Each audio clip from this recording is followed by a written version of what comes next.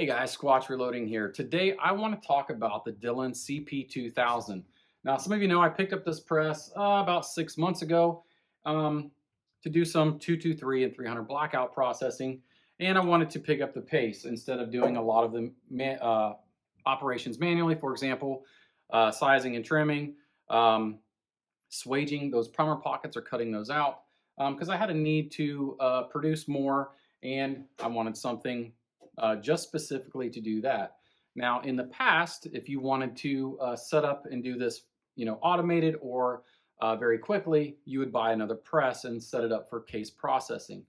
So Dillon recognized that that was, something that was going on, and there was a market for a press to do just that. So what they come out with is basically a stripped down RL1100, and it's a few $100s cheaper than the full-blown RL1100. And I want to make a couple points about this press. Now, don't get me wrong, this press runs great. It's typical Dillon. If you buy it, you're not going to be disappointed by any means. But I will tell you that when you receive this out of the box, it's not ready to go by a long shot. First of all, I believe these are only coming as is without a caliber conversion. So if you want to do 223, you have to buy a caliber conversion separate. If you want to do 300 blackout, you have to buy a caliber conversion separate, or even 9mm. And the way it also ships is with a pretty much standard tool head that's a stripped down RL1100 version. And most of you who've done sizing and trimming on the press know the frustrations and how difficult it is sometimes to get enough die down through the tool head and have room for a lock ring on top. Usually you're putting them on the bottom. So we end up going and buying a shortened trim head. You will absolutely have to do that for 300 blackout. So the fact that this press comes with this, and again, I believe this press is geared towards us who are bulk processing 223 and 300 blackout, or any rifle brass for that matter. You're going to buy, these are $250, $300 for a shortened trim head. So you're going to have to buy that as well. The other thing, you have to purchase a trimmer, whether you're going with the Hunter Badger setup or whatever, you're going to be buying that. Again, you're buying a caliber conversion and the shortened trim head. So, after everything's all said and done, especially after you buy a caliber conversion, is it smarter to just buy an RL1100 for a few $100 more? That's going to come with a caliber conversion anyway. So that's something you need to think about. For me, I think in retrospect, if I probably would have just bought another RL1100 and had the ability to set it up to actually run ammunition as well. So that's just me, but no regrets as far as how the machine runs and so on. So I'm going to jump into showing you how I have it set up, what dies I'm using, what it's actually accomplishing, and we're just going to watch it run some 223 that I'm sizing, trimming, and swaging. So stick around and let's jump into that. All right, so how I have my press set up, of course, I got my typical LED flexible drill press light there. And I had to purchase the short trim head because I want to do 300 blackout. Now I did set this up with the standard tool head for 223, but it is really this tool head is better even for 223, and I just run it all the time.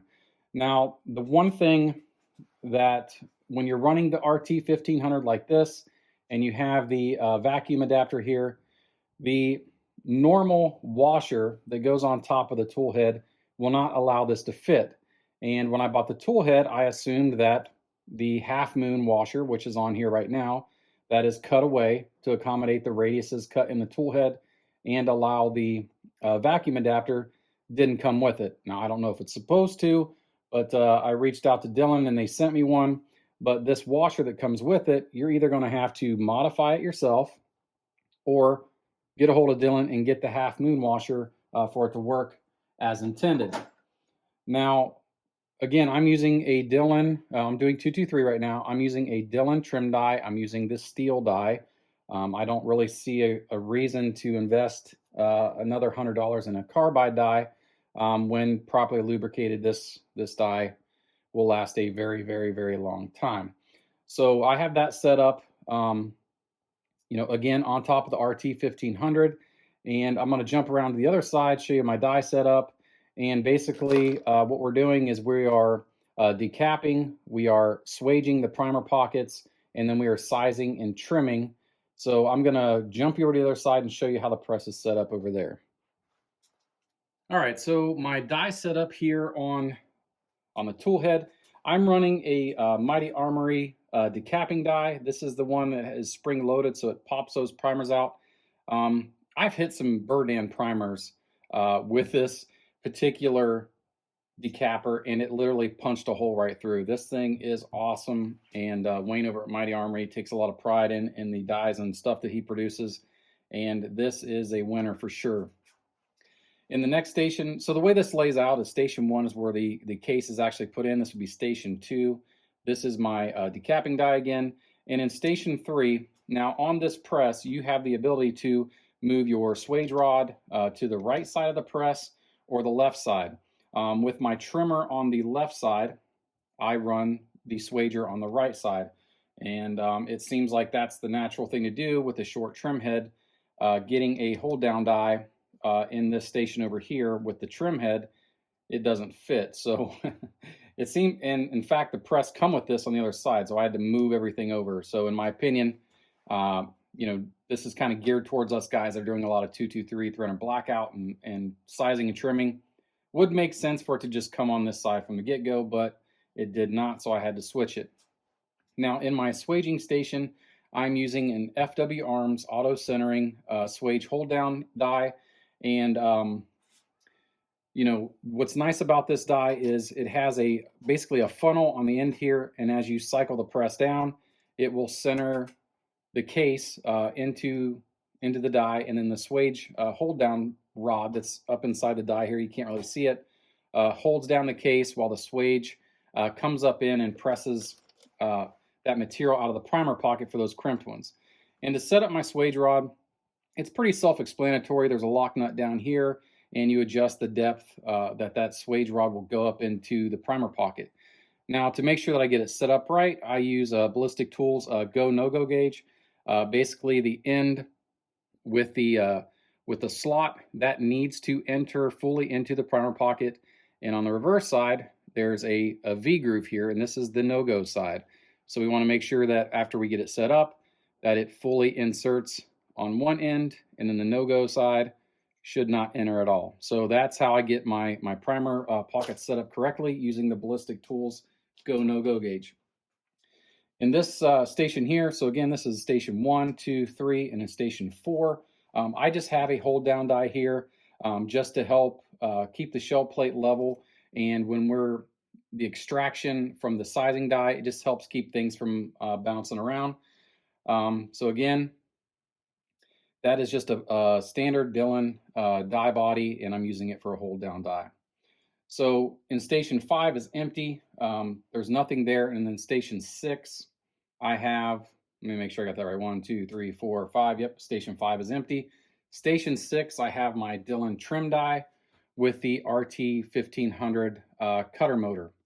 The next station, station 7 is empty, and station 8 is empty. So realistically, you only have, with this particular and how I have it set up, I only have one die station if I wanted to put an M die right there. But I run that on my progressive loading press because this is all sized. So I'll run an M die over there, not here, but you could certainly do it right here. So that's the die setup, and that's how the press is set up. So I'm just going to kind of show you, what it's accomplishing every time we pull the handle. So I got my light turned on. These are just kind of rough cleaned right now because I'm using basically lanolin and a 99% alcohol blend for my case lube. And I have an industrial dust suppression unit hooked to the back to suck away the chips. So I'm going to turn that on. It'll get loud.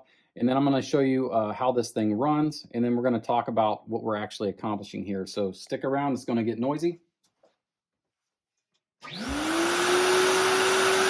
going to turn on the trim body. Here we go.